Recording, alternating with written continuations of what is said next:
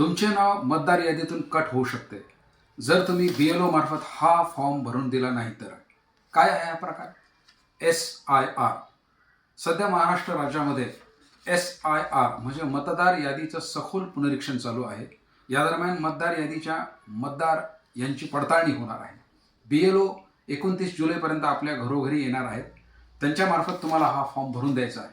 हा फॉर्म कसा भरायचा आहे हे मी तुम्हाला सांगतो. हा आहे EF म्हणजे इन्युमरेशन फॉर्म. यामध्ये 3 भाग आहे, 1, 2 आणि 3.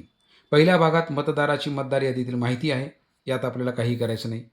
या मतदाराचं नाव जर 2002च्या यादीत असेल तर ही बाजू भरायची आहे आणि जर या मतदाराचं नाव 2002च्या यादीत नसेल मात्र त्याच्या आईवडिलांचं नाव 2002च्या यादीत असेल तर इथे आई किंवा वडील यांचा तपशील लिहायचा आहे.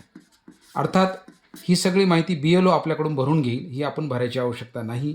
फक्त BLOच्या मदतीनं भरून घ्या म्हणजे ती अचूक राहील. शेवटचा जो भाग आहे यात या मतदाराची आज रोजीची माहिती आहे, ज्यात त्याचा मोबाईल क्रमांक, आधार क्रमांक, जन्मतारीख, आईचे नाव, वडिलांचे नाव इत्यादी तपशील आहे. हा भरून झाल्यानंतर मतदाराने इथे स्वाक्षरी करावी. त्यानंतर BLO येथे स्वाक्षरी करेल आणि हा फॉर्म अपलोड करेल.